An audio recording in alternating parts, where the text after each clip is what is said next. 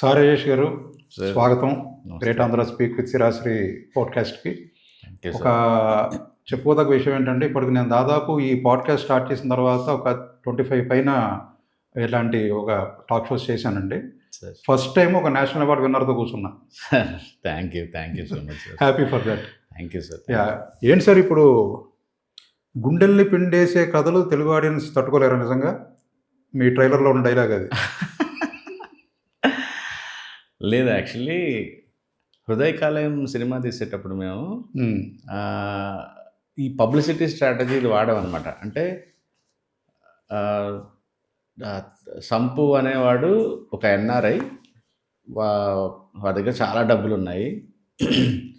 ఆ, కాకపోతే టాలెంట్ని గుర్తించే వాళ్ళు ఎవరు లేక తొక్కేస్తున్నప్పుడు అసలు తెలుగు వాళ్ళకి మంచి కథలు చూడడం రాదు అనుకునే ఒక స్టీవెన్ శంకర్ మ్మ్. అనేవాడిని ఫైండ్ అవుట్ చేశాడు. ఆ. సో ఇవన్నీ ఇంటర్వ్యూలో చెప్తాడు Sampu, actually fake interview. Yeah, yeah. So దాన్నే యాజ్టీస్గా ఎక్కడ పెట్టాం యాక్చువల్లీ. స్టీవెన్ కానీ ఎక్కడ హృదయకాలయం, ఎక్కడ చెన్నై లవ్ స్టోరీ అండి. అంటే ఈ సినిమా చూడకపోయినా ట్రైలరు, ఆ మూడు, ఆ సాంగ్స్ కానీ, ఆ లవ్ స్టోరీ అంతా చూస్తే మీరు అందులోంచి ఇది చేసి అందులోని సీడ్ అంటున్నారు ఇప్పుడు మీరు చెప్పేది. ఈ ఒక డైలాగ్ కారణం ఆ? అసలు సంబంధం లేదు కదా అసలు ఆ జానర్కి ఈ జానర్కి కూడా. సంబంధం లేదు. నాకు మిమ్మల్ని చూస్తుంటే కూడా అట్లా నోస్టాలజీ కదా, ఎందుకంటే మీరు one of the guest Hrudaya Kaleyam audio ఫంక్షన్కి. Correct correct. తర్వాత అదేదో పెద్దది ఏదో తీసుకొచ్చేది కొట్టించారు కూడా గొడ్డలి కొట్టాలి. Interesting sir, interesting. Nice journey అండి మీది. మాత్రం నాకు డే 1 నిజంగా హృదయకాలయం డే 1 గుర్తుంది. ఆ ఫంక్షన్ దగ్గర నుంచి, రిలీజ్ దగ్గర నుంచి ఇక్కడ దాకా మీ అచీవ్మెంట్ కానీ, మీ నేషనల్ అవార్డ్ విన్నింగ్ కానీ, the way you are making films కానీ వెరీ ఇన్స్పైరింగ్ చాలా మందికి. అంటే స్టీవెన్ శంకర్ అంటే మీరు చెప్పగానే నాకు ఇలా కూడా మిస్అండర్స్టాండ్ చేసుకునే ఉద్దేశం ఉంది అనుకుని, సింపుల్ అండి. అంటే వాడికి పెద్ద టాలెంట్ ఏమి ఉండదు సినిమాలో ఫస్ట్ హాఫ్లో. ఆడికి తెలుగులో ఛాన్సులు రాక తమిళ్లో వెళ్తాడు పేరు మార్చుకొని. ఓహో, పేరు వెనకాల కారణం అది, అసలు పేరు అది కాదు. అది కాదు, అసలు పేరు అది కాదు సినిమాలో. సేమ్ యాజ్టీస్గా నా లైఫ్లో ఎలా అయితే స్టీవెన్ శంకర్ అనే ఒక క్యారెక్టర్ ఉందో అదే అలా సేమ్ ఉంటుంది. సో ఇప్పుడు మీరు దీంట్లో ఇదే ట్రైలర్లో కల్ట్ క్లాసిక్ రిలీజింగ్ ఆన్ అని చెప్పి డేట్ వేశారు. అవును సార్. కల్ట్ క్లాసిక్ మీరు ముందర ఎలా చెప్పేస్తారు? అది ఆడియన్స్ కదా చెప్పాలి. అవును, అది బూతు కదా అసలు. కల్ట్ అంటే బేబీ వచ్చాక దాన్ని మా ఎస్కేని ఎలా చేశాడంటే, కల్ట్ అంటే పెద్ద అందరికీ నచ్చిన ఒక బిగ్ హిట్ అన్నట్టుగా ఏదో ప్రమోట్ చేశారు. కల్ట్, నిజమైన కల్ట్ అంటే ఏంటంటే రిలీజ్ అయినప్పుడు, ఆ సినిమా విడుదలైనప్పుడు దానికి పెద్ద ఆదరణ నోచుకోక, బట్ దానికంటూ ఒక ఫ్యాన్ బేస్ ఉండటం అనేది కల్ట్. కల్ట్ అంటే ఎక్కువ మందికి నచ్చటం కాదు, ఒక పర్టికులర్ సెక్షన్ ఆఫ్ పీపుల్ దాన్ని నెత్తిన పెట్టుకొని మోసుకొని తిరుగుతారు, దాన్ని కల్ట్ అంటారు. కల్ట్ క్లాసిక్ అనడంలో అర్థం లేదండి. కల్ట్ క్లాసిక్ అంటే నీ సినిమా ఆడకూడదు టెక్నికల్లీ. సో బట్ మా ఎస్కేన్ అలా దాన్ని అలా మార్చాడు కల్ట్ క్లాసిక్. ఓహో, అది ఆయన పెట్టింది అది. అంతే. ఆయన కల్ట్ అనే వర్డ్ ఆయన బేసిక్గా మారుతి గారు ఫస్ట్ టైం బేబీ ఇంటర్వెల్ చూసి బయటకు వచ్చి గీతా ఆర్ట్స్లో కల్ట్ అవుతుంది అన్నారు. అప్పుడు అక్కడి నుంచి ఆ ఎస్కేన్కి ఆ వర్డ్ నచ్చి దాన్ని ఇంకా రుద్దుతున్నాడు జనాలు. అసలు ఈ స్టోరీ ఎలా పుట్టిందండి? Chennai love story. Why Chennai love స్టోరీలో చెన్నై ఎందుకు? ఇది నాకు బేసిక్గా ఏదో ఒక బ్యాక్ డ్రాప్ తీసుకోవాలి అనేది ఉండింది. కలర్ ఫోటోకి మేము, అంటే ఇది నాకు సీకి దగ్గరగా ఉండేది. వాళ్ళు ఎక్కడున్నా వెనక సముద్రం కనిపించాలి, సముద్రం చుట్టూ కథ నడవాలి. యాంబియన్స్ కోసం అవ్వచ్చు, విజువల్ బ్యూటీ కోసం అవ్వచ్చు, సీకి దగ్గరలో తీయాలనిపించింది. వైజాగ్లో సినిమాలు చూసి చూసి చూసి జనాలకి వైజాగ్ అండ్ సీ అనేది బోర్ కొట్టినట్టు ఫీలింగ్ అనుకుంటున్నాను నేను యాక్చువల్లీ. అంటే మనం వైజాగ్ వెళ్ళినప్పుడు ఆనందపడతాం, కానీ సినిమాల్లో మాత్రం వైజాగ్ని విపరీతంగా, వైజాగ్ బీచ్ని విపరీతంగా చూపించారేమో నా ఫీలింగ్ యాక్చువల్లీ. అంటే ఎక్కువ చూపించేశారని. బేసిక్గా తమిళ సినిమాలన్నీ వైజాగ్లోనే తీశారు. కరెక్ట్. అప్పుడు నేను కాలేజీలో ఉన్నప్పుడు కూడా తీశారు.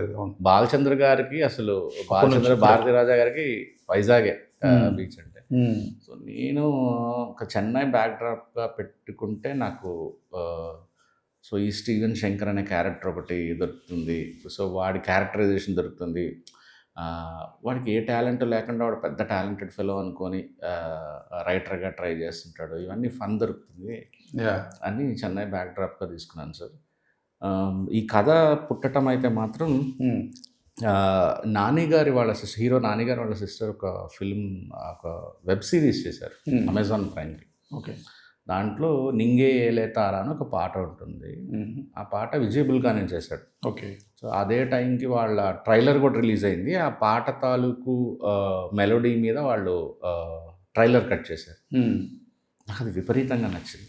విపరీతంగా నచ్చి ఒకరోజు ఆ కార్లో ఆ బ్యాక్గ్రౌండ్ స్కోరు ఆ పాట పెట్టుకుంటూ దాదాపు ఒక 1.5 అవర్ కార్ డ్రైవ్ చేస్తూ ముందు ఈ గుర్తుందా చెన్నై లవ్ స్టోరీ ఏదైతే సిచ్యువేషన్ ఉందో ఆ సిచ్యువేషన్కి ముందు కథ వెనక కథ వేసి రాసిన కథే చెన్నై లవ్ స్టోరీ. అంటే 1.5 అవర్లో కథ తయారైపోయింది. ఓకే.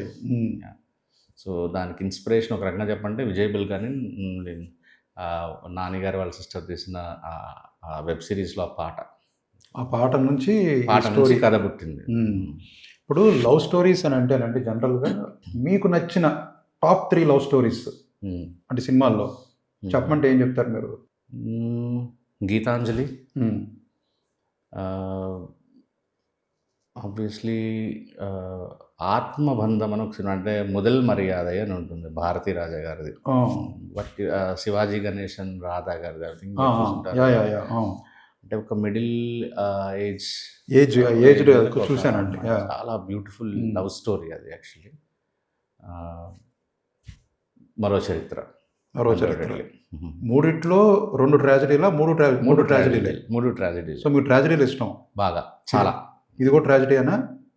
ఇది ట్రాజడీ అని చెప్పలేను. ఒక రకంగా జనాల్లో ఎక్కడో ఒక బాధపడుతూనే ఓకే ఇది ఇలానే జరగాలి కదా అనుకుని బయటకు వస్తారు. అన్ని ప్రేమ కథలు ఒకలాగా ఉంటే చరిత్రకు కూడా నచ్చదు అన్నారు. చరిత్రకి కానీ ఆడియన్స్కి మాత్రం నచ్చదు ఒకేలాగా ఉంటే. అవును. సో ఖచ్చితంగా భిన్నంగా ఆలోచించే చేశారంటారు ఇది మొత్తం రచన. Undoubtedly very different love story sir. మీరు ట్రైలర్ చూసి ఒక కథ అనుకుంటారు, ఆ కథ ఉండదు, ఇది వేరే కథ. కాన్ఫిడెంట్గా చెప్పగలరా ఇలాంటి సినిమా ఎక్కడ రాలేదు ఇంత ముందర అని చెప్పి? అలా అని నేను చెప్పను. తెలుగులోనే వచ్చింది. దాదాపు మనం అందరూ ఈ జనరేషన్ పుట్టక ముందు వచ్చింది. ఓహో, అంటే మన ముందర జనరేషన్. మన ముందర జనరేషన్. నేను చెప్పేది ఈ థాట్. ఓకే. ఇక్కడ పుట్టింది, ఇక్కడ ఉంది, హాలీవుడ్లో ఉంది, పుట్టని అంటే ఇలాంటి కథ పుట్టలేదని నేను అనలేను. ఈ మధ్యకాలంలో అయితే తెలుగులో ఈ 20 ఏళ్లలో అయితే ఎవరు తీసుండకపోవచ్చు. మేబీ అదొక్క సినిమానే తెలుగులో ఉందేమో అనుకుంటున్నాను నా నాలెడ్జ్లో. ఓకే. Okay, interesting. చాలా పెద్ద పజిల్ విసిరారు. ఈ 2 రోజుల్లో ఎవరు డీకోడ్ చేయగలరో ఇమీడియట్లీ చెప్పేస్తారు. సినిమా చూశాక ఓకే, ఇంకా 2 days రిలీజ్కి ఉంది కాబట్టి ఎవరిని డీకోడ్ చేయగలరేమో ఐ డోంట్ నో. మళ్ళీ ఒకసారి ట్రైలర్ చూస్తే ఏమన్నా క్లూ దొరుకుతుందేమో. ఉండే అవకాశం ఉందంటారా ట్రైలర్లో? ఉంది. ట్రైలర్లో క్లూ ఉంది. ఇప్పుడు ఇది తెలుసుకోవాలంటే ఎంతమంది మళ్ళీ ట్రైలర్ ఎన్నిసార్లు చూస్తారో చూడండి.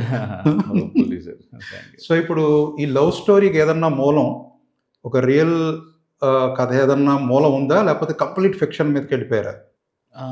కంప్లీట్లీ ఫిక్షన్ మీదకి వెళ్ళాను సార్. అంటే ఇప్పుడు ప్రేమ త్యాగాన్ని కోరుకుంటుంది అంటారు కదా సార్. అది ఎలా పాసిబుల్ అనేది నాకు చాలా రోజులు అర్థమయ్యేది కదా. అంటే ప్రేమించిన మనిషితో మనం ఉండాలనుకోవాలని, కానీ త్యాగం చేయటం వల్ల నీకు ఎక్కడ సంతృప్తి వస్తుంది, రాదు. అది నా కూతురు పుట్టినప్పుడు నాకు అర్థమైంది. అంటే when she's in trouble like will give anything. Correct. అట్లా ఏదైనా ఇచ్చేస్తాం. అట్లా మనకి నిజంగా మనం ప్రేమించిన వాళ్ళు నిజంగా అంత ప్రాణం అంటే అది భార్య అవ్వచ్చు, ప్రేజ అవ్వచ్చు, కూతురు అవ్వచ్చు, తండ్రి అవ్వచ్చు, తల్లి అవ్వచ్చు, నిజంగా ఇవ్వాల్సి వస్తే ఇట్లా హార్ట్ఫుల్గా ఇచ్చేస్తాం, బాధపడం దాంట్లో. ఆ పాయింట్ తీసుకున్నాను నేను యాక్చువల్లీ. అంటే చాలా సంవత్సరాలుగా చాలా సినిమాల్లో ప్రేమ త్యాగాన్ని కోరుకుంటుంది అని చెప్పిన దాన్ని దీంట్లో ఐ థింక్ చాలా నీట్గా చెప్పాము అనుకుంటున్నాను సార్. బ్యూటిఫుల్. నేను కిరణ్ అబ్బవరం గారిని ఇక్కడే ఇంటర్వ్యూ చేశానండి. చేసినప్పుడు ఈ మూవీలో మీకు బాగా నచ్చింది ఏమిటి? మీ క్యారెక్టరా, స్టోరీయా, లేకపోతే డైరెక్షనా, ఏది నచ్చింది మీకు అని చెప్పి అడిగితే ఆయన తొడముకోకుండా డైలాగ్స్ అని చెప్పారు.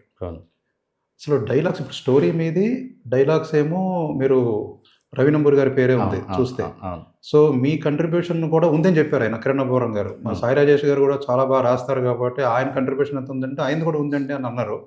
సరే, ఐ మీన్ టైటిల్ కార్డ్ ఎవరికి ఇచ్చినా కూడా మీరు రవి నంబూరి గారు కలిసి రాశారనేది మేము అనుకుంటున్నాం.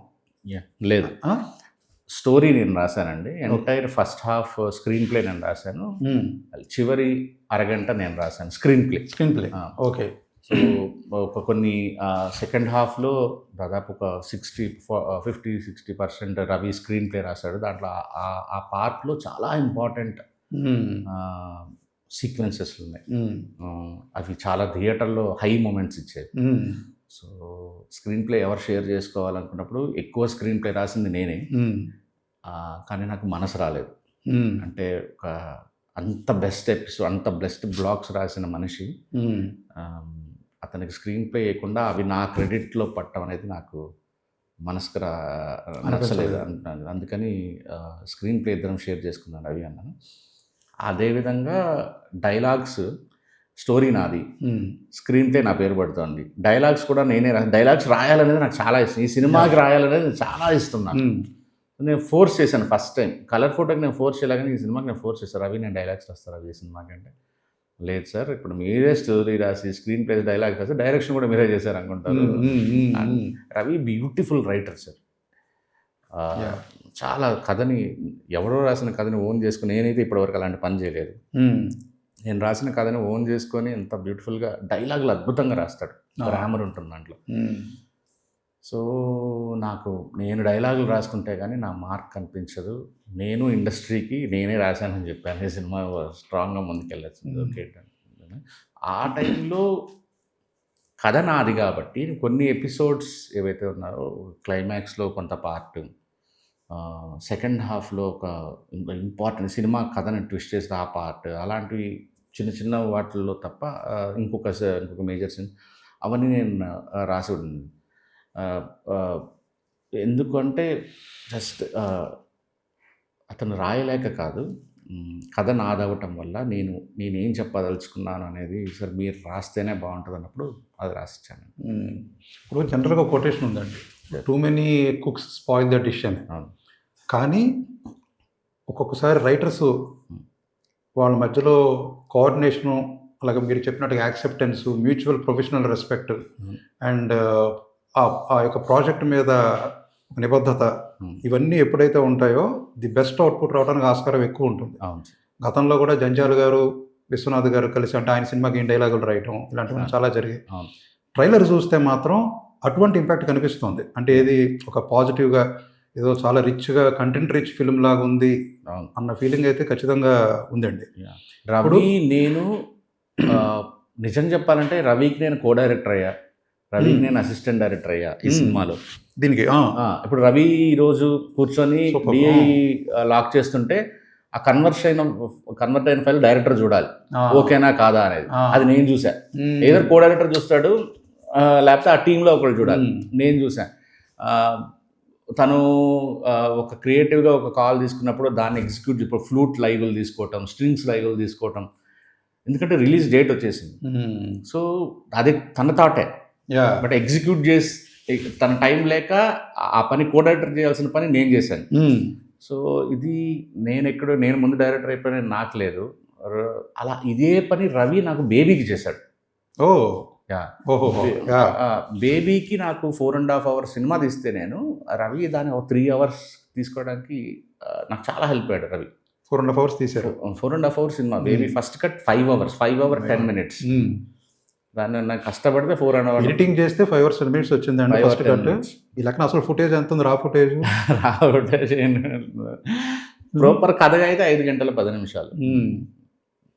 Very interesting. రవి నాకు చేసిన హెల్ప్ నాకు బాగా గుర్తుంది. అందుకే నేను బేబీకి చెన్నై లవ్ స్టోరీకి నా రవి నాకు సిగ్గు లేకుండా మొహమాటం లేకుండా అదే నష్టపెట్టాడు. నేను మీకు హెల్ప్ చేశాను, మీరు నాకు చేయాలి, వచ్చి చెయ్యండి అని. అందుకే అక్కడ అన్ని హిందీ ఆపి ఇక్కడ వచ్చి కూర్చున్నాను. కాదండి, ఇప్పుడు ఇంట్రెస్టింగ్ అని అయితే అన్నాను, మాట అన్నాను. ఇప్పుడు ఇది 5 గంటల 10 నిమిషాలు అని అనగానే, కానీ అది ఒక సినిమా తీస్తున్నప్పుడు దాని యొక్క నిడివి ఎంత ఉండాలి అనేది ఒక ఐడియా ఉండాలి కదా, అంటే ఉంటుంది ఖచ్చితంగా. ఉంటుంది. మనం తీసేటప్పుడు కూడా ఒక కథ అనుకున్నప్పుడు ఎంత నిడివిలో తీయాలి, ఏది అంత ఒక మ్యాథమెటిక్స్ ఉంటుంది. అవును సార్. కాన్ఫ్లిక్ట్ ఎంత, క్రైసిస్ ఎంత, ఇవన్నీ లెక్కలు ఉంటాయి, క్లైమాక్స్ ఎంతసేపు అని. అవును. అవి మీ కంట్రోల్లో ఉండక 5 గంటల 10 నిమిషాలు వచ్చిందా సెట్ మీదకి వెళ్ళిన తర్వాత, లేకపోతే ఏం జరిగింది అసలు అంత రావడానికి కారణం? నాది నాది ఒక రకమైన ఫైర్స్. ఆ టైంలో నేను చాలా కోపంగా ఉండేవాడిని. అంటే హృదయకాలం అయిపోయింది, కొబ్బరిమట్ట అయిపోయింది, కలర్ ఫోటో అయిపోయింది. సో హృదయకాలం, కొబ్బరిమట్టని ఇండస్ట్రీ యాక్సెప్ట్ చేయని సినిమాలు అవి. జనాలు యాక్సెప్ట్ చేయ కొంత ఒక పార్ట్ ఆఫ్ అవి కల్ట్. ఒక రకంగా ఒక చెప్పాలి. రకంగా అదే అనుభూతున్నా. అవి కల్ట్. కొంతమందికి విపరీతంగా, ఒక స్మాల్ సెక్షన్ ఆఫ్ పీపుల్కి విపరీతంగా నచ్చే సినిమాలు అవి. ఇండస్ట్రీకి ఒక నాసిరకం సినిమాలు అంటారా, ఏదో వాళ్ళు సాయి రాజేష్, శ్రీవన్ శంకర్ అంటే క్రేజ్ తప్ప రెస్పెక్ట్ తీసుకొచ్చే సినిమాలు కాదు. రెస్పెక్ట్ అసలు లేదు. ఒక వెకిలి నవ్వు వినపడేది. సో కలర్ ఫోటో నా కాంట్రిబ్యూషన్ ఏంటనేది జనాలు అది గుర్తించలేదు. ఎందుకంటే హృదయకాలం తీసినప్పుడు కలర్ ఫోటో కాంట్రిబ్యూట్ ఎలా చేయగలడు? ఈ టైంలో నాకు ఒక్క సినిమా, నేను దేనికోసం వచ్చాను, నేను చూసిన సినిమాలు నేను తీసి చూపించాలి అని. సో నేను ఒక ఎకనామిక్స్ నేను వేసుకొని, నేను ఇంతలో ఒక సినిమా తీస్తా, దానికి ఇంత క్రేజ్ వస్తే నువ్వు నాకు ఇంకా ఎక్స్ట్రా బడ్జెట్ ఇవ్వాలి. ఎస్కేఎన్తో నేను ఒక నెగోషియేట్ చేస్తాను. టైంలో నాకు అనిపించింది, నా బ్రెయిన్లో ఉండేదంతా రాసేవాడిని సార్. సో లొకేషన్ షిఫ్ట్ చేసేవాడిని. ఇప్పుడు ఫుట్ ఓవర్ బ్రిడ్జ్ సీన్ అంటే నా మనసులో ఉండేదంతా రాసేవాడిని. ఆ ఫుల్ డే అది తీసేవాడిని. ఆ foot over bridge scene 19 minutes scene. అది నేను 9 నిమిషాలు తీసినా కూడా మహా అంటే మధ్యాహ్నం 2 గంటలకు 3 గంటలకు అయిపోద్ది. సో అక్కడి నుంచి షిఫ్ట్ చేయలేను. మీకు అంటే షూటింగ్ భాషలో మీకు అర్థమైంది. సో నేను అట్లా నా మనసులో అనిపించింది అంతా రాసేవాడిని, అది తీసేవాడిని. అలా ఆ ఫైర్లో నుంచి వచ్చిన ఎట్లయినా సరే నేను ఈసారి నన్ను ఇండస్ట్రీ గుర్తుపెట్టుకోవాలి, నేను ఏంటి, నాకు మర్యాద కావాలి. దీంట్లో వచ్చిన కోపంలో వచ్చిన బేబీ అది. అదే మీరు చెన్నై లవ్ స్టోరీ తీసుకుంటే, లేకపోతే రేపు ఇప్పుడు బేబీ హిందీ తీసుకుంటే, లేకపోతే రేపు నెక్స్ట్ రాబోయే సినిమాలు ఇస్తే ఖచ్చితంగా. ఇప్పుడు నేను హృదయకాలం చేసినప్పుడు నాకు ఈ ప్రెషర్ లేదు. హృదయకాలయం 2 గంటల 3 నిమిషాలు ఎంతో, కొబ్బరిమట్ట 1 గంట 45 నిమిషాలు. ఇవన్నీ ఎలా తీసాము, ఇంతే రాయాలి, ఇంతే రావాలి అనేది స్క్రిప్ట్ ముందే రాసేసుకొని తీసింది. బేబీ ఎక్సెప్షనల్ కేసు సార్ అది. అలాంటి పని ఫ్యూచర్లో చెయ్యను, ఇంకే డైరెక్టర్ కూడా చేయకూడదు. ఒక్కసారికి ఎందుకు అలా జరిగింది అంటే, తీసిన సినిమా సగానే సగం ఎగిరిపోతుందని తెలిసినా కూడా మీరు అంత తీసుకుంటూ వెళ్ళాను. నాకు క్లారిటీ ఉంది, దీనివల్ల నిర్మాతకు నష్టం జరగదు అనేది క్లారిటీ ఉంది. అది ఎట్లా వచ్చింది ఆ క్లారిటీ? ఎందుకంటే ఆనంద్ దేవరకొండకి ఆ రోజు నాన్ థియేట్రికల్ ఎంత ఉంది అనేది నాకు తెలుసు. ఆ తర్వాత నాకు కలర్ ఫోటో ఎంతో కొంత కలర్ ఫోటో అది నేషనల్ అవార్డు అనౌన్స్ చేశారు ఆ టైంకి. నాకు ఒక రఫ్గా ఈ బడ్జెట్లో నేను సినిమా తీస్తే నాన్ థియేట్రికల్ ఎంత వస్తుంది, థియేటర్లో హీనపక్షంలో ఎంత వస్తుంది, సో ఈ బడ్జెట్లో నేను ఫస్ట్ కాపీ ఇవ్వాలి అనేది ప్లాన్ చేసుకున్నాను. సో ఒక రకంగా అది క్యాలిక్యులేటెడ్ వేస్టేజ్ అనుకోవచ్చేమో. క్యాలిక్యులేటెడ్ వేస్టేజ్, ఎవరికి నష్టం లేదు. నేను అందుకే చెప్పేది, ఇప్పుడు నేను 3 hours సినిమా తీసినప్పుడు నాకు అరవింద్ గారు కానీ ఎస్కేఎన్ కానీ మారుతి కానీ నువ్వు 2:30లో తీసుకురావాలి దీన్ని అంటే, నేను ఎందుకు తీసుకొస్తానని తీసుకురాను. ఎందుకంటే మీకు నష్టం జరగలేదు అక్కడ. సినిమా కాన్ఫిడెంట్గా నేను 3 hours చూడగలుగుతున్నాను. ప్రొడ్యూసర్గా మీకు నష్టం లేదు. మీరు ఒక 20 కోట్లు 30 కోట్లు ఆ సినిమా మీద పెట్టి నేను 3 గంటల సినిమా ఇస్తే, మీరు ఒక 10 కోట్ల రిస్క్లో ఉంటే మీరు చెప్పిన ప్రతి మాట నేను వింటాను. అది నా రెస్పాన్సిబిలిటీ, నా బాధ్యత. ఎందుకంటే ప్రొడ్యూసర్ నష్టపరచకూడదు కాబట్టి మీ చేతిలో నా సినిమా పెట్టి, సార్ మీకు ఎలా కావాలంటే అలా కట్ చేసుకుని నేను చెప్తాను. నేను టేబుల్ ప్రాఫిట్ ఇచ్చినప్పుడు నా మాట నెగ్గాలి అనేది. సో అదే జరిగింది కూడా. అంటే ఒక రకంగా చెప్పాలంటే, బాగా మార్కులు రావాలి అని కోరుకున్న విద్యార్థి ఎగ్జామ్ హాల్లో చాయిస్ కూడా వదలకుండా ఎక్స్ట్రా ఎడిషనల్స్ తీసుకుని పెద్ద బుక్లెట్ రాసి ఇచ్చినట్టు. అంతే అంతా రాసేసాను, మీకు కావాల్సింది దిద్దుకోండి అన్నట్టుగా. అంతే కరెక్ట్. ఓకే. ఇప్పుడు ఈ చెన్నై లవ్ స్టోరీ మూవీకి కిరణ్ అప్పవరం, గౌరీప్రియ మీరు ముందరే అనుకున్నారా, లేకపోతే రాసుకున్నాక బలానా వాళ్ళ దగ్గరికి వెళ్దాం అనుకుని కాంబినేషన్ రిపీట్ చేద్దాం అనుకున్నాను సార్? అసలైతే బేబీ కాంబినేషన్ రిపీట్ చేద్దాం అనుకున్నాము. పోస్టర్ కూడా రిలీజ్ చేశాము. తర్వాత అంటే నేను స్క్రీన్ ప్లే రాయడానికి చాలా టైం పట్టింది. నాకు బేబీ హిందీ చేస్తున్నాను ముంబైలో. సో వాళ్ళు వెయిట్ చేసి ఇంకా ఆ టైంలో సితారా అంటే బ్యానర్లో ఇద్దరి కాంబినేషన్కి ఒక ఛాన్స్ రావడంతో వాళ్ళు చేసేసి వస్తామన్నారు. వాళ్ళు ఏం చెయ్యనని అని కూడా అనలేదు. చేసి వస్తామన్న టైంలో నేను తీసుకొచ్చిన ఫైనాన్స్కి నాకు ఇమీడియట్లీ సినిమా స్టార్ట్ అవ్వాలి. సో మేము ఇన్ని రోజులు వెయిట్ చేశాం కదా అనేది వాళ్ళ వర్షన్. మా కోసం 6 నెలలు వెయిట్ చేయలేవా అనేది. నేను ఇన్ని రోజులు వెయిట్ చేశాను కాబట్టి నేను ఆల్రెడీ ఫైనాన్స్లో దీంట్లో ఇరుక్కుపోయినా నేను ఇమీడియట్లీ మొదలెట్టాలని నేను దాంట్లో వాళ్ళు ఆ ఫిలిం చేశారు. నేను ఈ ఫిలిం కిరణ్ అబ్బవరంతో అప్పుడే మంచి మార్కెట్ నాకు అనిపించింది, ఇదనైతే పర్ఫెక్ట్ సరిపోతుంది. పైగా బేబీ కాంబినేషన్ యాజ్ ఈజ్గా తీసుకున్నా కూడా ఈరోజు ప్రెషర్ ఉండేది నా తల మీద. అదే జంట మళ్ళీ బేబీలా ఉంటుందా లేదా ఈ ప్రెషర్ ఉండేది. ఇప్పుడు బేబీ హిందీ గురించి ఇందాక అన్నారు, ఇప్పుడు కూడా చెప్పారు కదండి. అసలు ఏంటి బేబీ హిందీ మొట్టమొదటి హీరోతో ఒక గొడవ జరగటం, ఆన్లైన్లో పెద్ద టిఫ్ మీకు తనకి ఏంటి దాని వెనకాల ఓన్లీ ఒక సైకలాజికల్ ఎమోషన్ రీజన్ లాగా అనిపించింది నాకు చూస్తే. అదేదో అదర్ దాన్ దట్ ఏమీ లేదేమో అనిపించింది. అతని యొక్క సైకలాజికల్ ఆస్పెక్ట్ ఏమో నా డౌట్. ప్లీజ్ ఎలాబొరేట్, ఏం జరిగింది అసలు అది? అంటే మేము ఇద్దరం చాలా క్లోజ్గా ఉండేవాళ్ళం సార్. ఇప్పుడు ప్రాబ్లం నేను ఎక్కువ డీటెయిల్స్ రివీల్ చేయొద్దు అని ఇద్దరం ఒకరికొకరు అనుకున్నాం. ఓకే ఓకే అనుకొని ఇద్దరం ఫ్రెండ్లీగా ఒక నోట్ కూడా పెట్టాము. నాకు తెలిసి ఈ రోజుకి కూడా అతనికి నేనంటే చాలా ఇష్టమైన డైరెక్టర్ అనుకుంటున్నాను. అంటే ఏదో మేము ఇద్దరం బ్లాక్లు చేసుకోలేదు, అన్ఫాలో చేసుకో, నాకు పర్సనల్గా చాలా ఇష్టమైన యాక్టర్ తను. ఏదో కోపంలో ఇద్దరం అరుచుకొని ఉండొచ్చు కానీ స్టిల్ ఐ లవ్ హిమ్.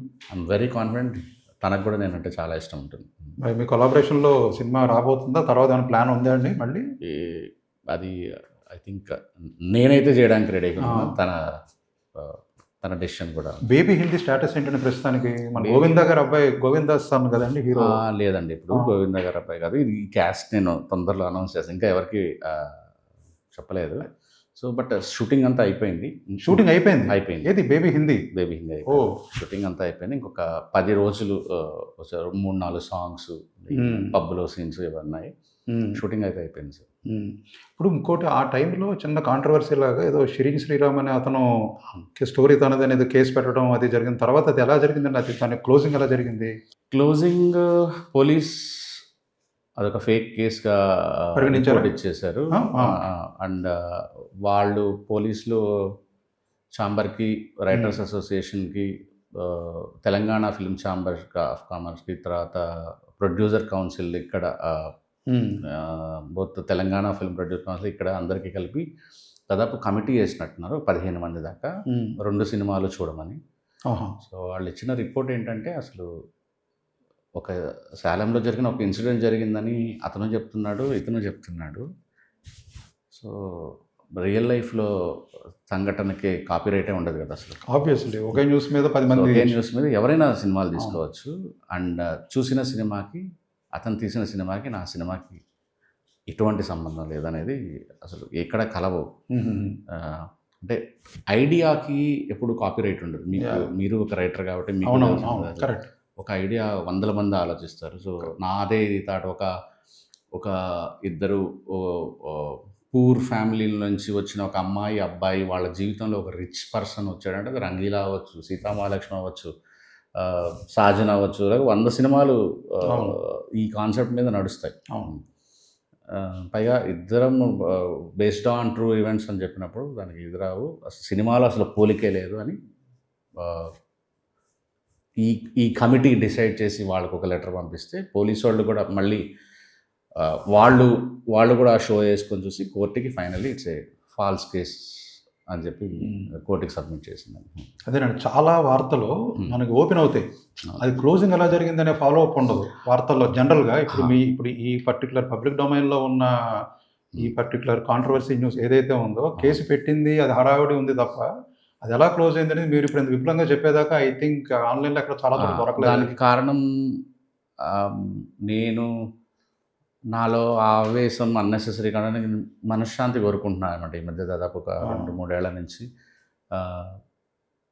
నేను చాలా కాన్ఫిడెంట్గా చెప్పగలను. నేను రాసిన 4 సినిమాలు, ఇది 5వ సినిమా. ఒక్క అసిస్టెంట్ లేకుండా నేను రాసిన సినిమాలు, నేను రాసిన స్క్రీన్ ప్లే, నేను రాసిన కథ, నేను రాసిన మాటలు. నాకు ఇంకొకరు ఎవరు హెల్ప్ చేయాలి రైటింగ్లో.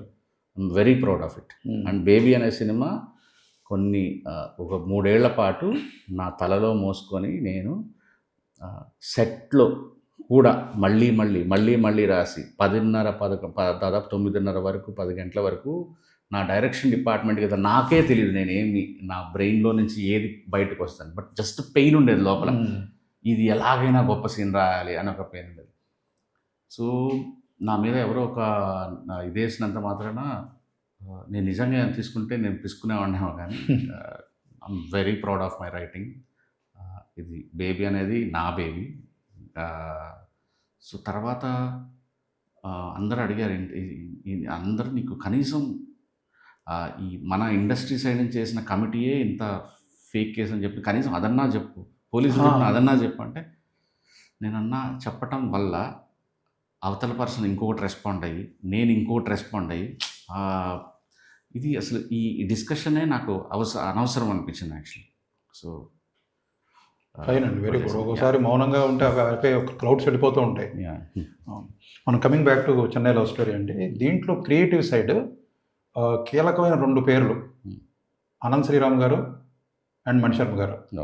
వాళ్ళతో జర్నీ అసలు ఎలా ఉంది, ఎలా స్టార్ట్ అయింది? ఎందుకంటే ఇవాళ రేపట్లో సినిమాల్లో అసలు 3 పాటలు ఉంటే గగనం అయిపోతాం, అటువంటిది 7 పాటలు అండి, మొత్తం 7 సాంగ్స్ కదా, 8 పాటలు ఉన్నాయి. 8 పాటల ఆల్బమ్ అంటే పాత రోజులు ఎప్పుడో గుర్తొస్తున్నాయి. సో దాని వెనకాల మీ ఇన్వాల్వ్మెంట్ డైరెక్టర్ గారితో పాటు ఎంతవరకు ఉంది?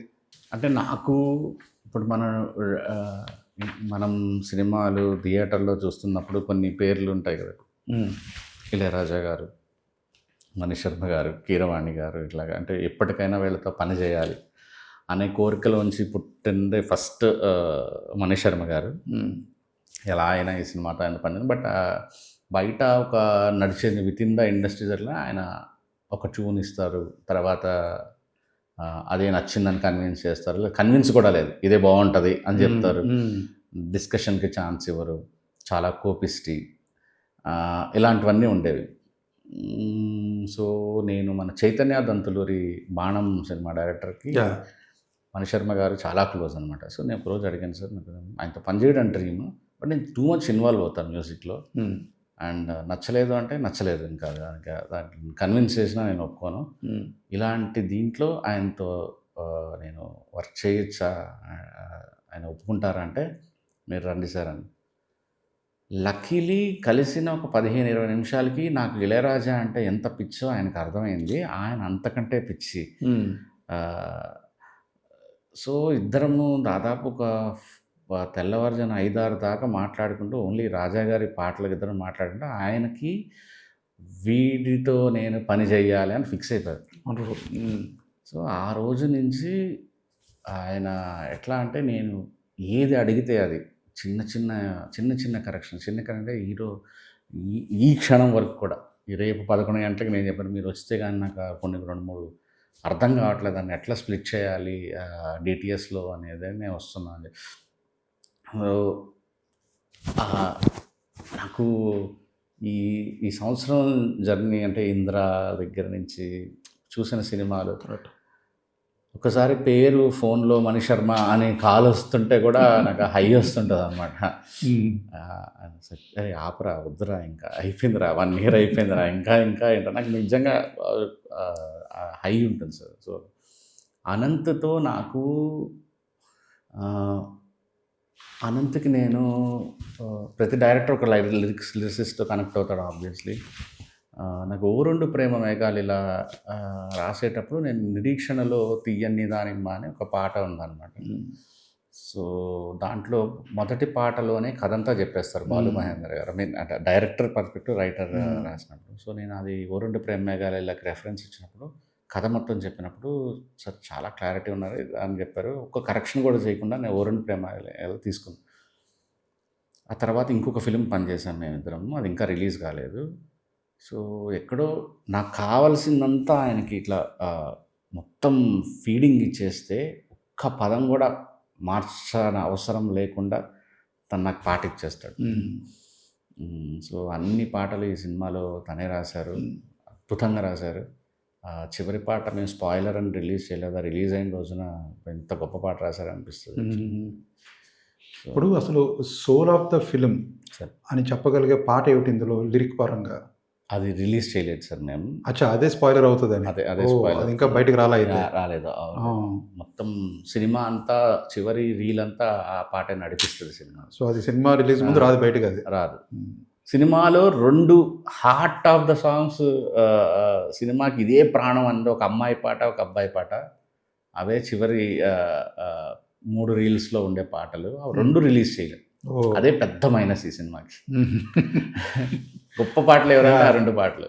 పాటలు ఒక ఎత్తు అయితే ట్రైలర్ చూస్తుంటేనే అదేదో ఒక మూడ్, ఒక బీజిఎం బ్యాక్గ్రౌండ్ స్కోర్లోనో దేంట్లోనో ఒక ఎఫెక్ట్, సౌండ్ ఎఫెక్టా బ్యాక్గ్రౌండ్ స్కోరా అనేది చూసుకుంటుంటే ఏదో ఒక ఇంటెన్స్ ఏదో పిండుతున్నారు అనే ఫీలింగ్ అయితే కలుగుతుందండి. అవును సార్, అవును సార్. సో అది స్టోరీ వినేసిన తర్వాత మణిశర్మ గారే ఆటోమేటిక్గా ఇచ్చుకుంటూ వెళ్ళిపోయారా, లేకపోతే మీరు పక్కన కూర్చున్నారా? లేదు, ఇది మ్యూజిక్లో ఒకటే కాదు సార్, మేము ప్రొడక్షన్ డిజైన్లో, కాస్ట్యూమ్స్లో, పెర్ఫార్మెన్స్లో, మ్యూజిక్లో కొన్ని టోన్స్, కొన్ని క్లియర్లీ కొన్ని టిపికల్ తెలుగు సినిమా పాటలు ఉండే రాగాలు కానీ ఇవన్నీ అవాయిడ్ చేయాలని ముందే ఫిక్స్ అయ్యాము. ఓహో, పాటల పరంగా కలర్ ప్యాటర్న్ ఫిక్స్ చేసాం. దీన్ని దాటి ఏ కలర్ పోకూడదు, ఎక్సెప్ట్ ఫస్ట్ 2-3 రోజులు జరిగిన మిస్టేక్లో వచ్చిన సీన్స్ తప్ప ఆ ప్యాటర్న్ దాటి వెళ్ళలేదు ప్రొడక్షన్ డిజైన్ కానీ కాస్ట్యూమ్స్ కానీ ఎవ్రీథింగ్. అందుకే మీకు ఆ మూడ్ చాలా స్ట్రాంగ్గా కనిపిస్తుంది. ఈవెన్ బ్యాక్గ్రౌండ్ స్కోర్ కూడా ఫ్లూట్ అండ్ స్ట్రింగ్స్, వీటి మీదే సినిమా వెళ్తుంది. సో సినిమా అంతా పాట కంపోజ్ చేసినట్టుగా ఉంటుంది. చాలా మంచి ఫార్ములా చెప్పారండి మీరు. అంటే ఒకటి చేసేటప్పుడు ఒక మూడ్ సెట్ చేయడానికి ఒక సెలక్షన్ ఉండాలి, ఒక ప్యాటర్న్ ఉండాలి అనేటువంటిది కూడా ఒక ఫార్ములా. అది ఏదన్నా చూస్ చేసుకోవచ్చు. For example, interesting. తర్వాత ఇప్పుడు మీరే రచయిత, మీరే నిర్మాత కూడా. సో ప్రొడక్షన్ కాస్ట్ని దృష్టిలో పెట్టుకుని కూడా మీరు స్క్రీన్ ప్లే రాశారా? అలాంటిది ఏమైనా జరిగిందా? కాస్ట్ కంట్రోల్ పరంగా చేయటం కోసం అని చెప్పి ఫ్రీగా వెళ్ళిపోయారా? లేదు, ఈ సినిమా ఓవర్ బడ్జెట్ అయ్యింది. వర్కింగ్ డేస్ చాలా పెరిగినాయి. స్టిల్ నేను చాలా సేఫ్లో ఉండాను. సో నేను రాసిన కథకి అంటే నన్ను నేను కంట్రోల్ చేసుకోవాల్సిన అవసరం లేదనిపించింది. మేబీ సక్సెస్ ఆల్రెడీ ఉంది కాబట్టి దీన్ని ఏం చేసినా, ఎంత ఖర్చు పెట్టినా ఈ మార్క్ దాటలేదు. ఆ మార్క్ దాటే నా బిజినెస్ జరుగుతుంది కాబట్టి డైరెక్టర్ నేను కంట్రోల్ చేయలేదు. నేను ఫస్ట్ హాఫ్ చూడగానే ఈ సినిమా 80 డేస్లో తీస్తా అన్నాడు. ఎస్కేఎన్కేమో 75 డేస్ అన్నాడు. 105 డేస్ అయింది సినిమా. స్టిల్ నేను ప్రాఫిట్లో ఉన్నాను కాబట్టి నేను డైరెక్టర్ క్రియేటివిటీలో వేలు పెట్టలేదు. ఓకే, ఎఫెక్ట్ అవ్వలేదు కాబట్టి అక్కడ నువ్వు ఇంతలో తీస్తాను, ఇంతలో చేస్తాను అనలేదు. నేను చూస్తున్నా ఎంత కష్టపడుతున్నాడు తీస్తున్నా. ఇది ఎమోషన్, ఎక్స్ప్రెషన్ వస్తే కానీ, అన్నీ సహకరిస్తే కానీ, ఇట్ వాజ్ లైక్ యాంబియన్స్ కానీ అన్నీ సహకరిస్తే కానీ షార్ట్ రాదు బయటికి. నేను ఈరోజే ముగించు అంటే అతను ఫస్ట్ హాఫ్లో తీసిన ఎఫెక్ట్ సెకండ్ హాఫ్లో రాకపోతే రేపు బాధపడాల్సింది నేనే. అందుకని రాసేటప్పుడు నేను చాలా ఫ్రీగా ఆలోచించాను, బడ్జెట్ పరిమితులు పెట్టకుండా. తీసేటప్పుడు కూడా డైరెక్టర్కి అంతే ఫ్రీడమ్ ఇచ్చాను. స్టార్టింగ్లో మాట అన్నారు, విశాఖపట్నం బాగా ఓవర్గా చూసేసాం మనం, కానీ చెన్నై లవ్ స్టోరీ పేరుకే కానీ అగ్రభాగం వైజాగ్లోనే షూట్ చేశారని చెప్పి మంత్రి గారు కూడా అన్నారు కదా. చీరాల్లో తీసామండి. వైజాగ్ కాదు. వైజాగ్ తెలిసిపోతుంది, వైజాగ్ ఈజీగా తెలిసిపోతుంది. చెన్నైకి అసలు మ్యాచ్ అవ్వదు.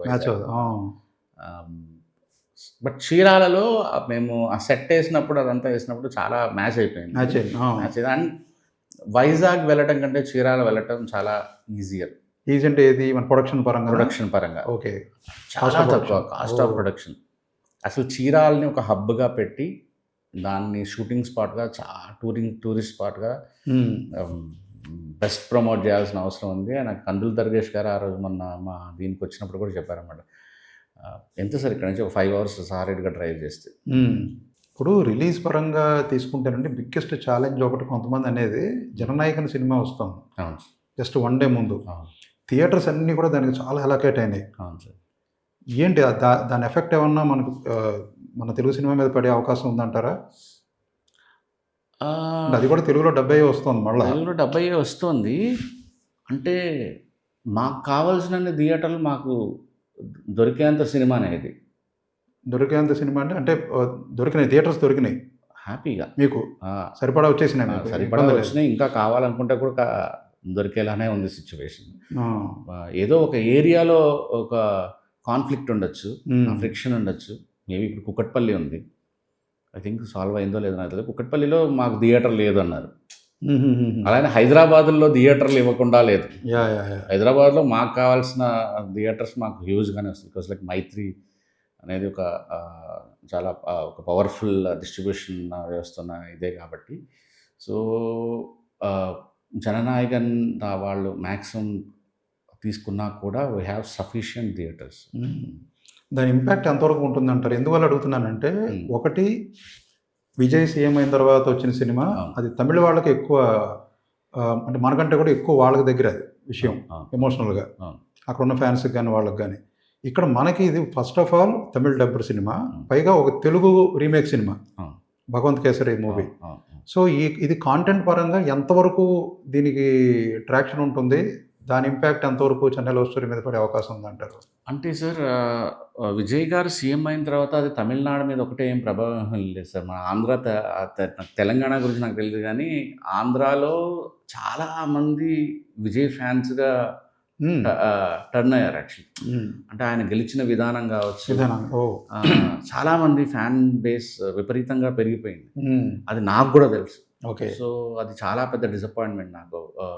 జననాయకన్ అదే రోజు అదే రోజు వస్తుంది. అంటే రావడం. ఒక ఎంటీ డేట్ నా ఖాళీగా అలాగా నా కోసమే ఉందన్నట్టు కూడా సడన్గా జననాయకన్ Hmm. రావడం అనేది చాలా బాధ అనిపించింది. Hmm. లక్కీలీ వాళ్ళే ఒక రోజు ముందుకు Hmm. వెళ్ళారు. యా. సో డే 1 అనేది వాళ్ళది, అంటే వాళ్ళది రేపే, మాది ఎల్లుండి. Hmm. సో మ్యాక్సిమం రేపు థియేటర్స్, రేపు ఆ హడావుడి అదంతా రేపు హ్యూజ్ ఉంటుంది. Hmm. దానికి మాకు రిలీజ్ లేదు. Ah. సో మాది ఎల్లుండి. Hmm. మా డేట్ మారలేదు. యా. అండ్ నాకు వేరే ఆప్షన్ లేదు సార్. ఇప్పుడు నేను జననాయకన్ లాంటి పెద్ద సినిమా వస్తుందని తెలిసి ఆ పక్కన వెళ్ళాలంటే, నెక్స్ట్ వీక్ వెళ్ళాలంటే శ్రీనివాస్ మంగాపురం ఉంది, ఆ తర్వాత ఇంకొక ఫిలిం ఉంది. సో నేను వెళ్ళి అవతల వాళ్ళని డిస్టర్బ్ చేయటం కంటే, వాళ్ళు నన్ను అడిగారు అందరూ. ఇప్పుడు కొంతమంది డేట్స్ ముందు జరుపుకున్నా, వెనక్కి జరుపుకున్నా, నువ్వు వస్తున్నావా, షూర్గా వస్తున్నావు అంటే మేము ఈ డేట్ వేసుకుంటున్నాం, Yeah. ముందుకు వేసుకున్నాం.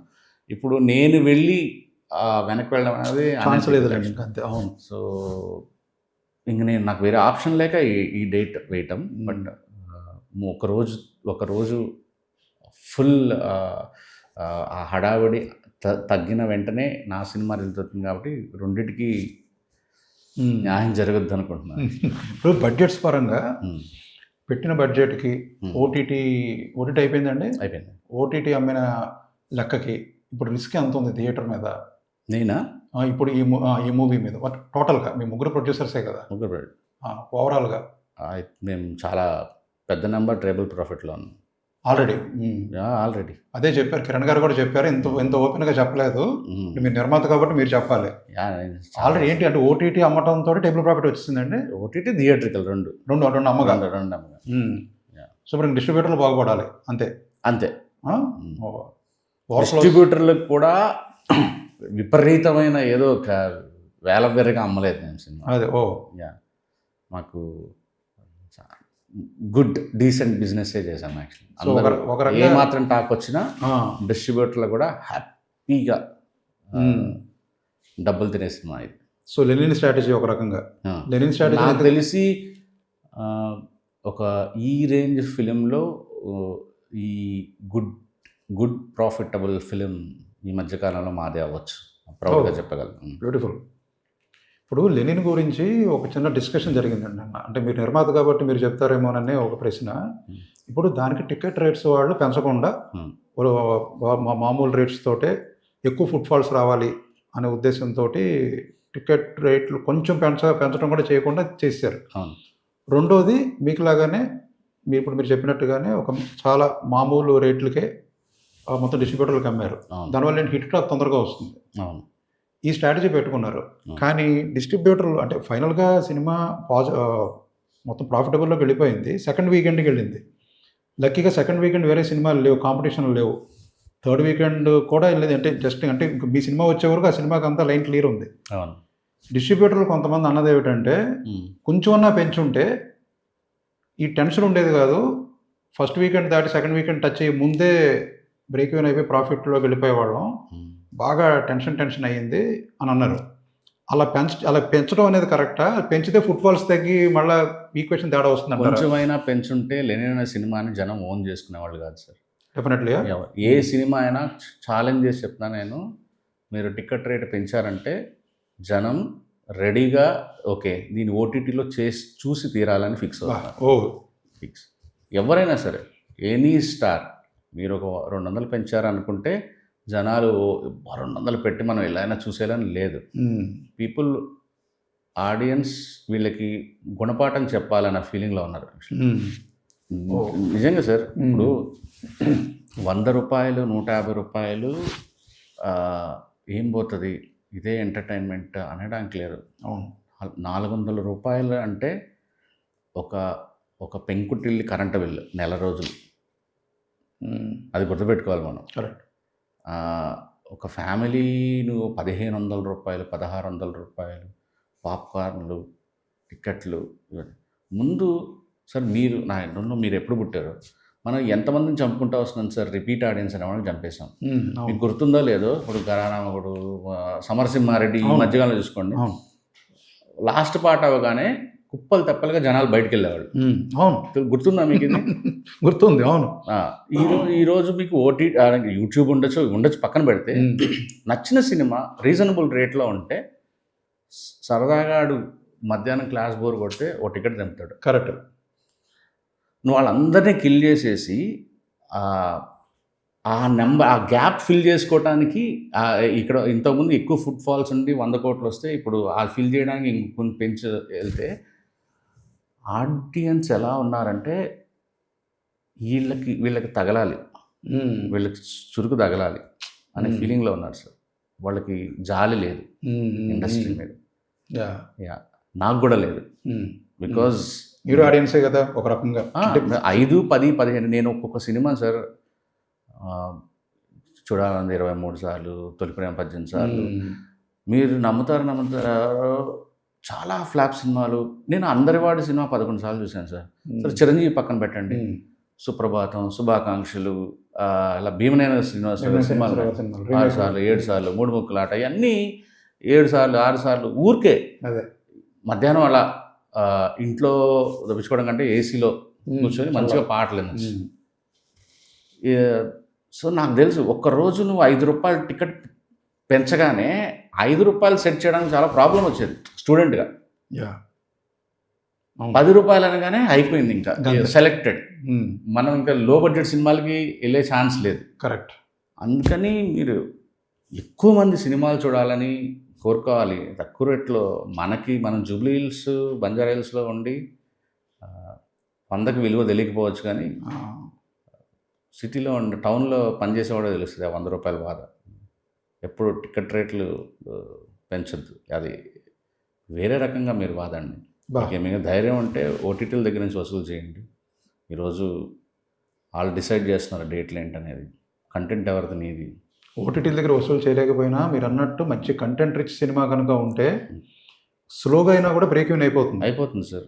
2వ వారం 3వ వారం మేబీ ఎక్సెప్షనల్ కేసు అవ్వచ్చేమో కాక, కానీ బడ్జెట్లో ఈ సినిమాకి ఇంత రికవరీ ఉంది, ఇంత జరుగుతుంది అని నువ్వు అనుకున్నప్పుడు సినిమా ఆ లోపలే చేస్తే నీ టికెట్ రేట్ పెంచుకునే బాధ ఎందుకు ఉంటుంది సార్? మీరు ప్రొడ్యూసర్స్ గిల్డ్లో ఉన్నారు మీరు? ఉన్నాను. మరి అక్కడ మీ తోటి నిర్మాతలు దీన్ని ఒప్పుకుంటారా మీరు ఈ మాట అంటే? నాకు ఎవరు వినరు సార్, ఇక్కడ ఎవరి ఆట ఆడదే. మీరు అందరూ కలిసి హీరోలకి రేట్లు తగ్గించాలనుకుంటే 11వ నిర్మాత వచ్చి పెంచుతాడు.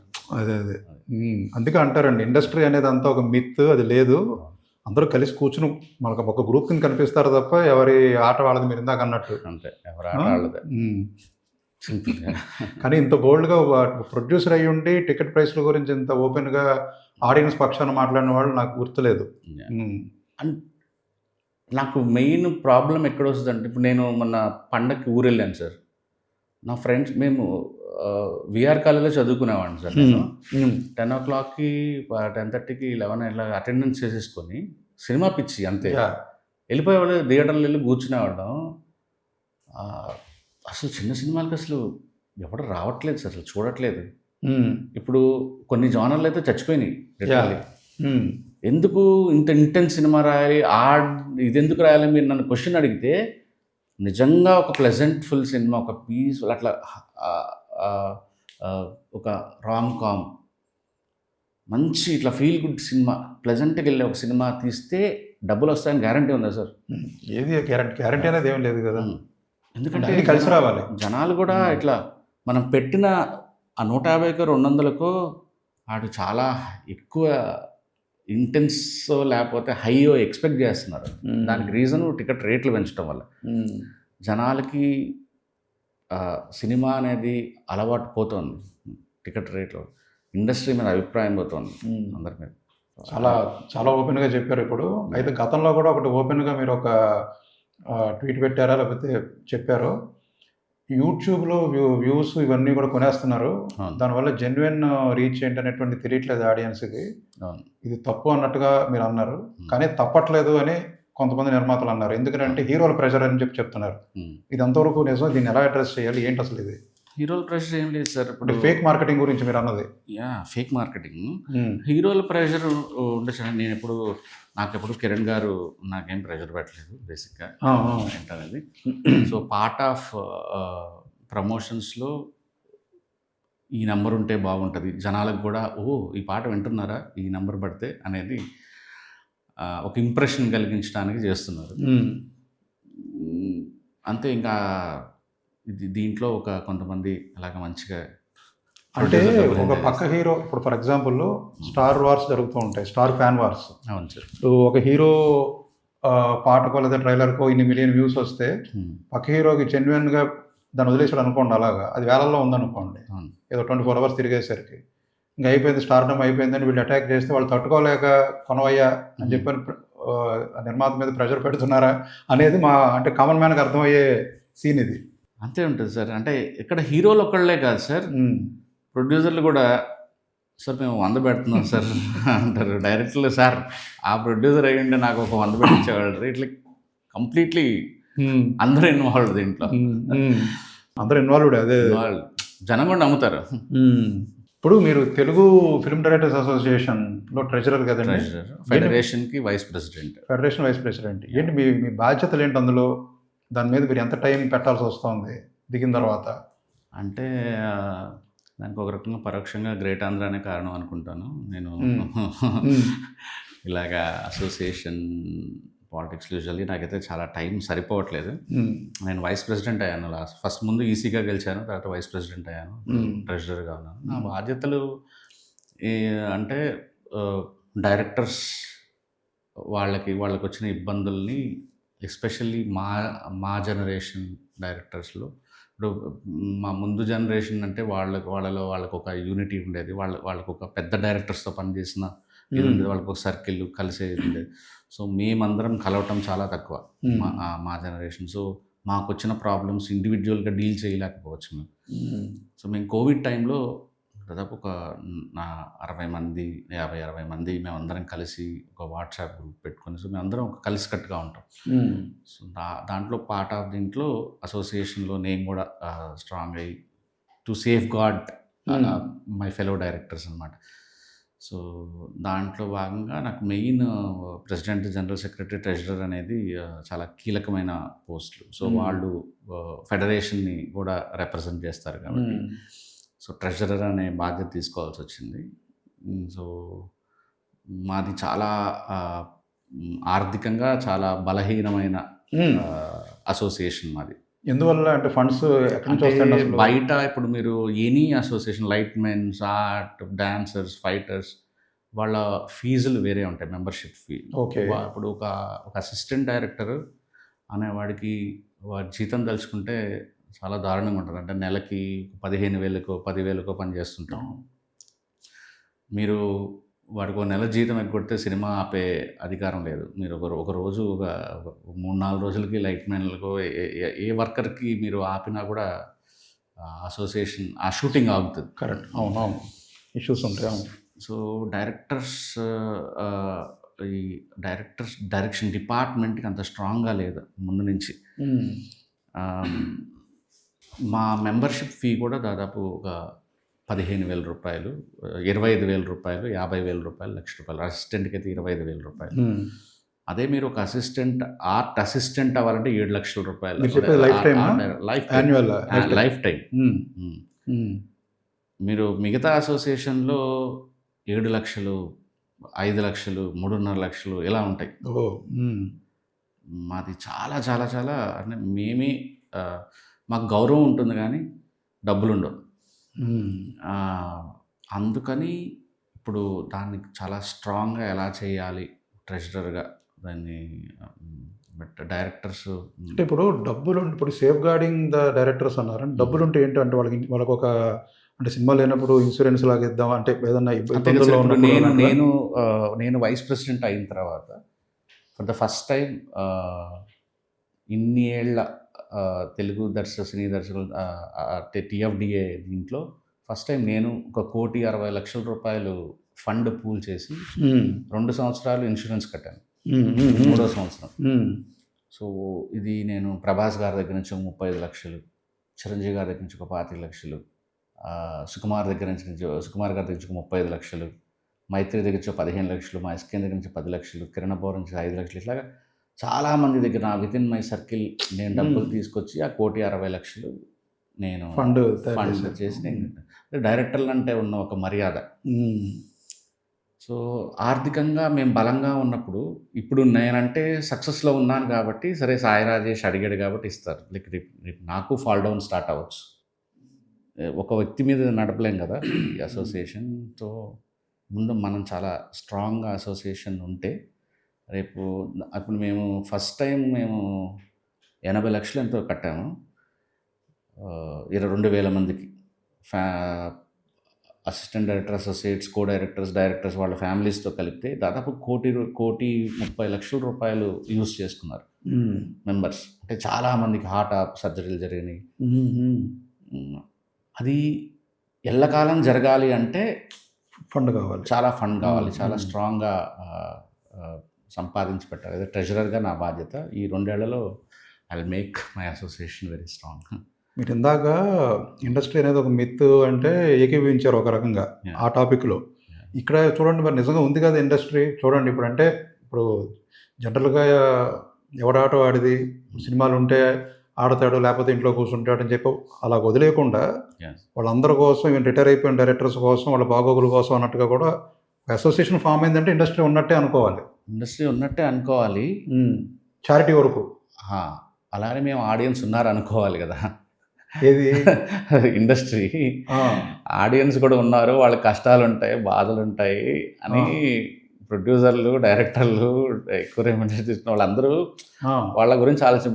నేను ఎందుకు వచ్చిందంటే టికెట్ రేట్ల విషయం గురించి టాపిక్లో అంటే నేను ఏదైతే మా BHLకు 2005లో ఇక్కడికి వచ్చి కృష్ణానగరు, ఫిలిం నగరు అన్నీ తిరుగుతూ ఏదైతే నేను ఆ పెయిన్ గుర్తుపెట్టుకున్నానో, రేపు నేను గెలిచిన తర్వాత నేను ఫాలో చేస్తున్నా. మేము మిడ్ డే మీల్ స్కీమ్ పెట్టాము యాక్చువల్లీ. అంటే మీరు మా డైరెక్టర్స్ అసోసియేషన్లో ఎవరైనా సరే ఒక 3 మెస్సులు ఉంటాయి. నేను ఆ రోజుల్లో ₹7 పెట్టి ఒక పప్పు కర్రీ కొనుక్కొని ఒకటే దాంట్లో తినాలంటే చాలా ఇబ్బందిగా ఉండేది. అలా అని నా దగ్గర డబ్బులు లేకుండా కాదు, బట్ రేపటి గురించి కూడా నేను సేవ్ చేసుకోవాల్సి వచ్చేది. బట్ నేను మా కమిటీ గెలిచిన తర్వాత మీరు ఈ 3 మెస్సుల్లో, సో శ్రీనగర్ కాలనీలో ఒకటి, యూసఫ్గూడలో ఒకటి, మణికొండలో ఒకటి, మీరు జస్ట్ వెళ్ళి మా డైరెక్షన్ కార్డు చూపిస్తే వాడు ఫోటో తీసుకుంటాడు, మాకు వాట్సాప్కి వస్తుంది. అది అంతే, మీరు తినేసి మంచిగా వెళ్ళిపోవచ్చు. సో ఇప్పుడు దీంట్లో మెంబర్షిప్ అంటే ఒక సినిమా డైరెక్ట్ చేయాలా? మీరు 2 సినిమాలు అసిస్టెంట్ డైరెక్టర్గా తీసుకుంటే మీకు అసిస్టెంట్ డైరెక్టర్ కార్డు వస్తుంది.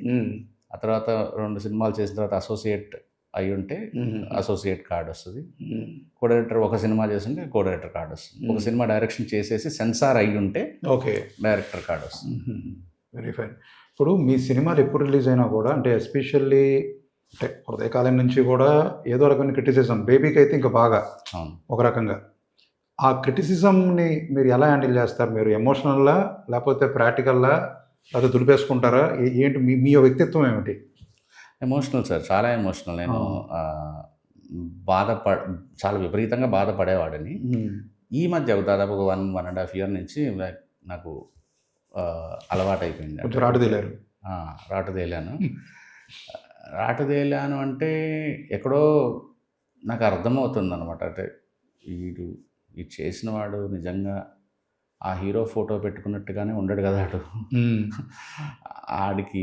ఆడి ఫ్రస్ట్రేషన్ వాడి అంటే ఏదో ఒక నాకు సరే అంటే అన్నాడు, పోతే పోయినలే టైప్లో. ఇంతకుముందు చాలా బాధపడేవాడిని. స్ట్రాంగ్ కాదు అసలు, ప్రాక్టికల్ అసలు కాదు. ఇప్పుడు బేబీ సినిమా ఒక రకంగా అది దాన్ని కూడా కల్ట్ అనొచ్చు, ఎందుకంటే ఒక వర్గానికి బాగా నచ్చింది. బేబీ కల్ట్ అనలేను సార్. బేబీ కల్ట్ అయితే అది 90 కోట్లు నెంబర్ మెజారిటీకి నచ్చింది ఆ సినిమా.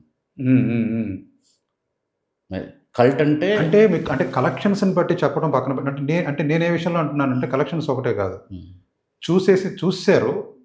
ఇప్పుడు చూసేసిన తర్వాత వాళ్ళు ఏమంటున్నారు మీకు తెలియదు కదా. అంటే ఫస్ట్ చూసేయడం జరిగిందండి, సినిమా చూసేసారు. ఎన్ని రోజులు చూస్తారు? 5 వారాలు చూడరు. 5 వారాలు ఒకటే చూడదు కదా. అంటే జనాలు చూస్తూ వెళ్తున్నారు ఏముందా అని చెప్పి. సినిమాలో ఇది మన సినిమా కాదు, ఇది వాళ్ళ సినిమా, అంటే ఒక బ్యాచ్ సినిమా. అంటే ఇప్పుడు హృదయకాలం కల్ట్ అని ఎందుకన్నా అంటే సంపు ఫేస్ నచ్చిన వాళ్ళు, అదే అసలు ఇలాంటి ఈ హార్ట్ ఇంత సైజులో ఉండటాలు,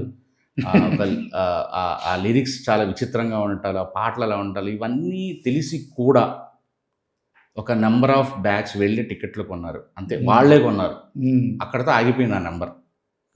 బట్ ఒక చిన్న సినిమా ఇంత హ్యూజ్గా నడిచిందంటే it's not a cult. Okay. Like majority of the people వాళ్ళకి ఆ సినిమాని ఇష్టపడ్డారు. పోనీ క్వశ్చన్ కూడా అడుగుతాను, అంటే కల్ట్ కాకపోయినా పదం ఒక వర్గానికి చాలా కంప్లైంట్ ఉంది ఆ సినిమా మీద. ఏమిటి బూతులు, ఏమిటి ఇది, ఇలాగే ఏమిటి, ఇంత విశృంఖలత్వం ఏమిటి, ఇది రకరకాలు అన్నారు. కొంతమంది చాలా ప్రాక్టికల్గా దాంట్లో ఎమోషన్ని, ఇంటెన్సిటీని దాన్ని తీసుకుని దాన్ని ఒక పాజిటివ్గా తీసుకున్నారు. సినిమా ఇది కదా సినిమా అన్నట్టుగా అన్నవాళ్ళు కూడా ఉన్నారు. నాకు తెలిసి చెన్నైలో స్టోరీకి అటువంటి సమస్య లేకుండా, అంటే ట్రైలర్ చూసిన దాని మీదట అందరూ యునానిమస్గా, అంటే బేబీని ఇష్టపడని వాళ్ళు కూడా దీన్ని ఇష్టపడతారా అనేది నా ప్రశ్న. ఐ థింక్ ఇది నా కెరియర్లోనే one of the cleanest film. అంటే సెన్సార్ సర్టిఫికేట్ యూబీఏ వచ్చింది, కానీ వాళ్ళు చెప్పారు మాకు 2-3 చోట్ల మీరు స్మోకింగ్ అది వార్నింగ్ మిస్ అయ్యారు. మామూలుగా అయితే మేము ఇట్లా చెప్పేవాళ్ళం ఇట్లా, బట్ మీరు అది వేసేసి సబ్మిట్ చేయండి ఇంకో కాపీ అన్నారు. అంటే సరే ఏమన్నా కట్స్ అంటే ఏం లేదు, కట్స్ 0 కట్స్, ఇంత మంచి సినిమా తీశారని అప్రిషియేట్ చేశారు. అంటే 0 కట్స్. అలా మరి యూబీఏ దేనికి స్మోకింగ్ ఉందనా? లేదు, ఈ స్టోరీ నేచర్ అలాంటిది. ఓకే. ఓహోహో. యూబీఏ ఈ స్టోరీ 0 కట్స్. ఓకే. ఒక సౌండ్ మ్యూట్ లేదు, ఒక విజువల్ కట్ లేదు. ఈ సినిమాకు ఒక మర్యాద వస్తుంది. సో యూబీఏ ఎందుకు వచ్చిందో కూడా సినిమా మొత్తం అంతా అయిన తర్వాత చూసిన తర్వాత కానీ తెలియదు అది అదేంటి అనేది. చిన్న బ్లడ్ స్పిల్లింగ్ ఉందనుకోండి, క్లీన్ యూ ఇవ్వలేరు. ఓహో. ఓకే. యూబీఏ ఇవ్వాలి, అది సెన్సార్ రూల్ అంతే. సో మీరు అనుకున్న విధంగా ఈ క్లీనెస్ట్, మీ కెరీర్లో క్లీనెస్ట్ ఫిలిము చాలా మంచి కలెక్షన్స్ చేయాలని, బేబీని దాటాలని మనస్ఫూర్తిగా కోరుకుంటూ గ్రేట్ ఆంధ్ర తరపు నుంచి మీకు all the best. Thank you so much.